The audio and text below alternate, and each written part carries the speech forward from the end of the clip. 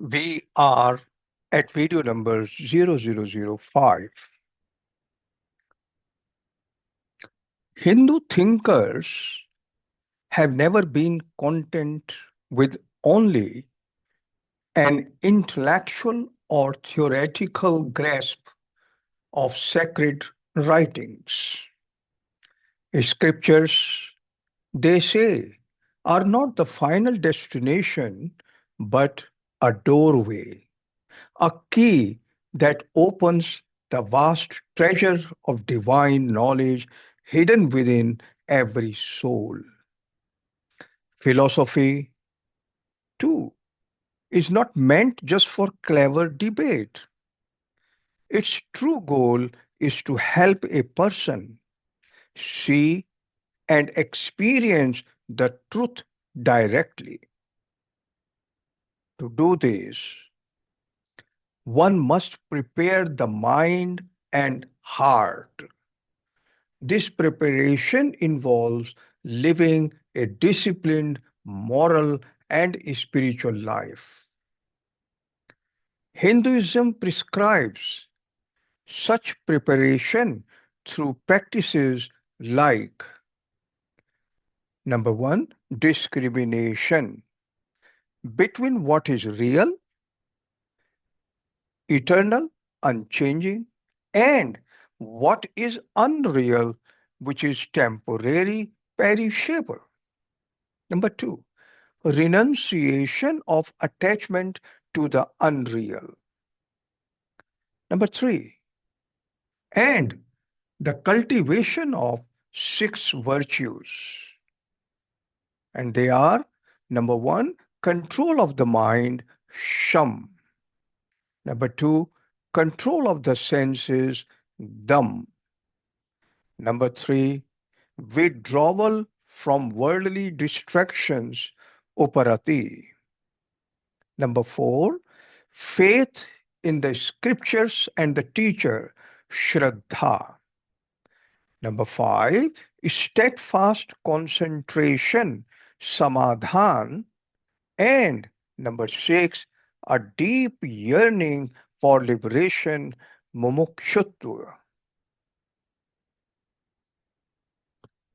Only when the student turns inward, developing calmness, self control, and deep contemplation, does the subtle meaning of the scriptures become clear.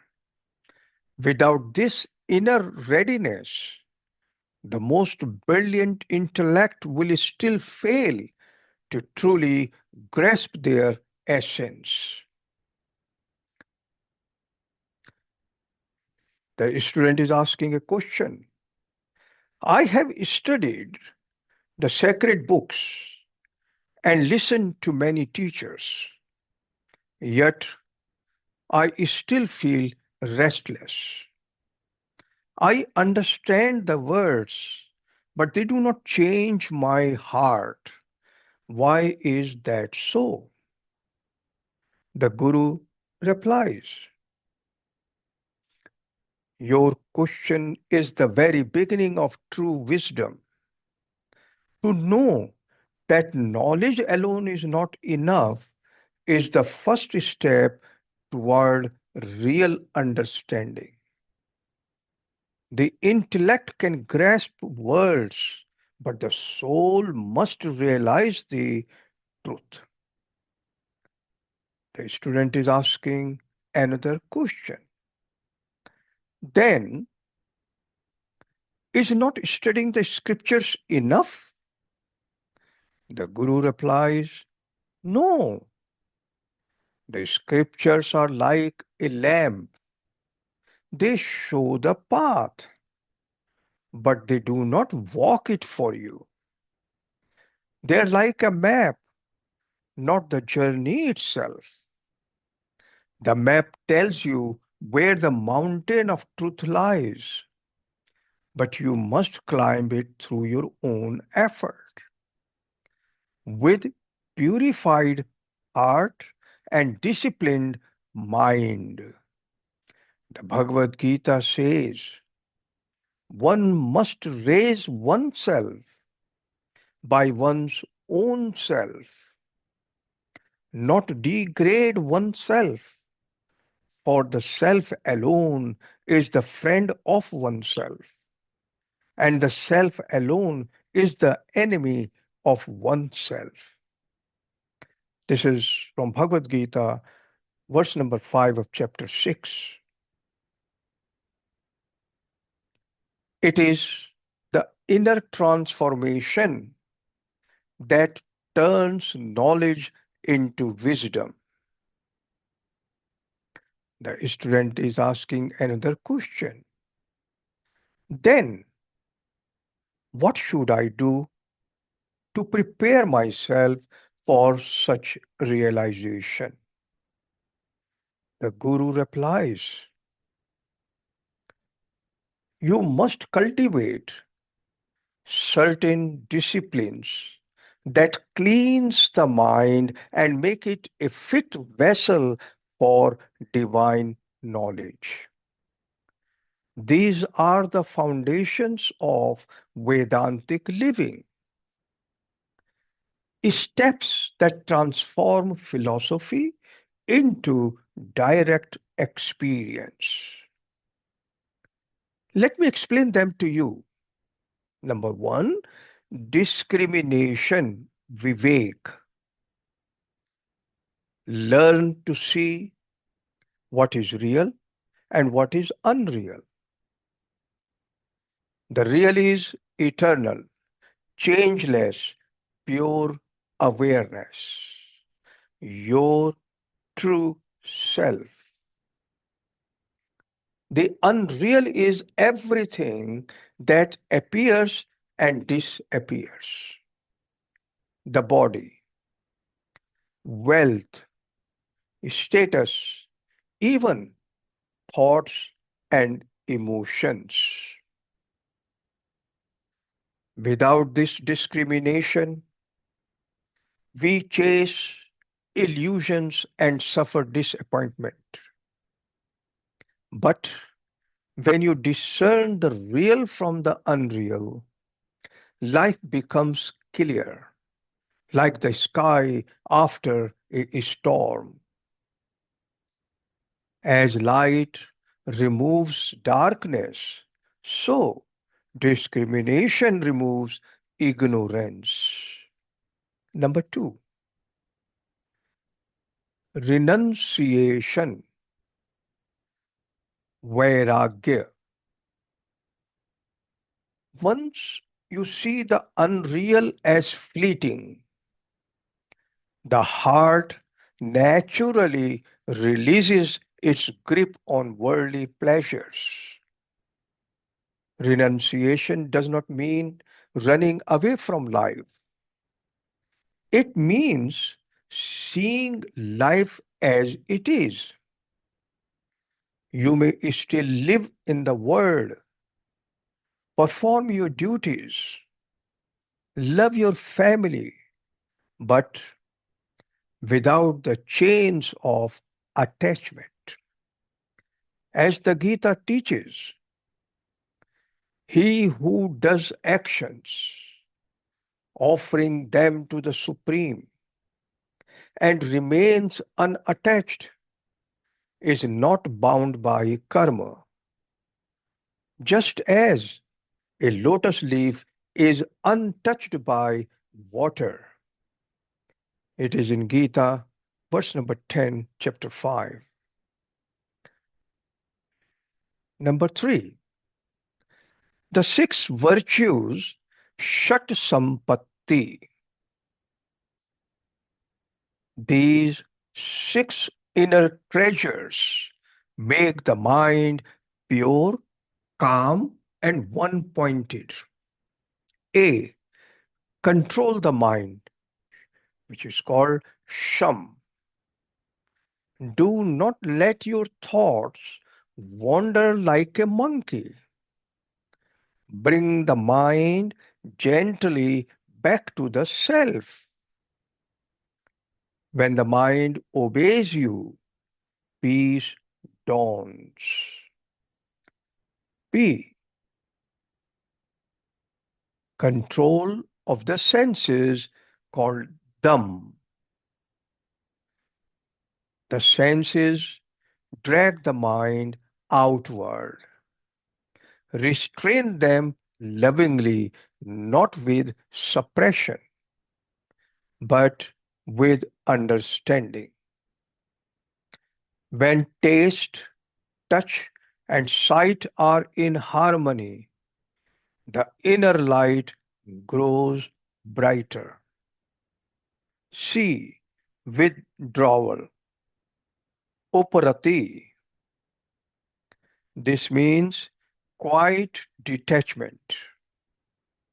When the world no longer fascinates you as it once did, the mind naturally turns inward.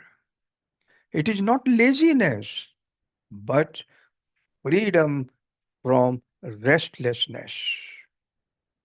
D. Faith, Shraddha. Have deep trust in the scriptures, the Guru, and the inner voice of truth. Doubt clouds the mirror of the mind, faith clears it. E. Concentration, Samadhan. Hold the mind steadily on the goal, which is God, truth, or self. Just as a flame does not flicker in a windless place, the concentrated mind shines in its own light. And the last one is F, longing for liberation, mumukshutva. Above all, yearn for freedom, freedom from ignorance, from fear, from the endless cycle of desire and disappointment. This longing burns away laziness and leads the soul to God. The student is asking another question. These seem so difficult to practice. How can I, an ordinary person, live this way? The Guru replies, do not be disheartened. Even a small effort toward self mastery brings great peace. The Bhagavad Gītā assures us in this path no effort is wasted and no obstacle exists. Even a little of this practice protects one from great fear. Gita, verse number 40 of chapter 2. Begin with small steps. Watch your thoughts. Speak kindly. Do your duty without expecting reward. Spend a few moments in silence daily. These simple acts purify the mind, and in that stillness, truth reveals itself. A student is asking another question. So, true understanding of the scriptures comes not from reading, but from living. The Guru replies, exactly so. The Gita is not a book to be read, but a little but a life to be lived. The Gita is not a book to be read, but a life to be lived. Only when your actions, thoughts, and feelings are in harmony with its teaching will its secret meaning open to you. Just as sugar cannot taste its own sweetness until it dissolves in water, the intellect must dissolve in devotion, purity, and meditation to taste the sweetness of divine knowledge. The student is asking another question. What happens when one truly realizes this truth? The Guru replies, when the veil of ignorance falls, the seeker sees that the self he sought was never separate. He discovers that the light of the Atman shines in all beings. Joy, love, and peace flow naturally from this vision. That is liberation, moksha, the goal of all philosophy, the promise of the Bhagavad Gītā. The Guru continues. The message is clear and deeply practical. Number one, do not just read or memorize scriptures, live them. Number two, knowledge without practice is like light seen through fog, dim and uncertain. Number three, discipline and devotion clear the fog so the light of truth can shine. Number four, the real temple of God is within you, and every act of self control, kindness, and meditation opens its door. Number five, peace is not found outside, but awakened within. As the Gita says, when the mind is still, when the mind is still, free from desires, and fixed in the self alone, then is one truly established in yoga. It is from Gita, verse number 18, chapter 6. Hari Om.